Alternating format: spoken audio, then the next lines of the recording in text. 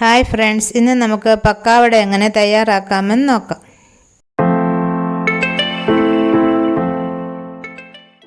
ആദ്യമായി 1 കപ്പ് കടലമാവ് അരിച്ചെടുക്കാം.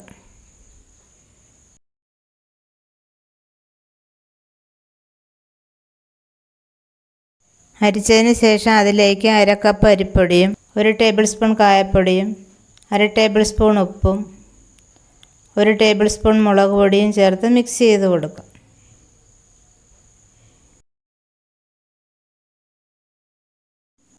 മിക്സ് ചെയ്തതിന് ശേഷം അതിലേക്ക് 1 ടീസ്പൂൺ വെളുത്തുള്ളി പേസ്റ്റ് അല്പം വെള്ളം ഒഴിച്ച് അരിച്ചെടുക്കാം.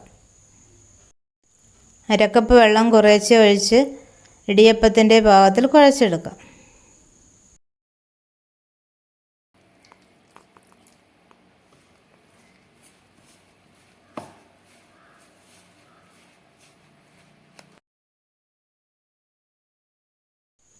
അര ടീസ്പൂൺ നെയ്യ് കൂടി ചേർത്ത് നന്നായി കുഴച്ചെടുക്കാം.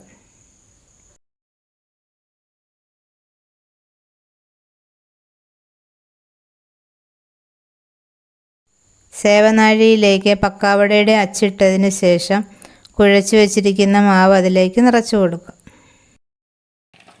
എണ്ണ ചൂടായതിന് ശേഷം നിറച്ചു വെച്ചിരിക്കുന്ന മാവ് അതിലേക്ക് കറക്കി കൊടുക്കാം.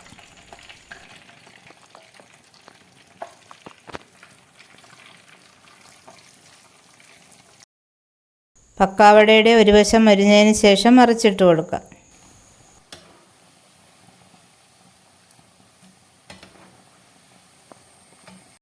രണ്ട് വശവും മൊരിഞ്ഞതിന് ശേഷം മറ്റൊരു പാത്രത്തിലേക്ക് മാറ്റാം. ഇതുപോലെ മുഴുവൻ മാവും വറുത്തെടുക്കാം. ഇപ്പോൾ നമ്മുടെ പക്കാവട ഇവിടെ തയ്യാറായിരിക്കുന്നു.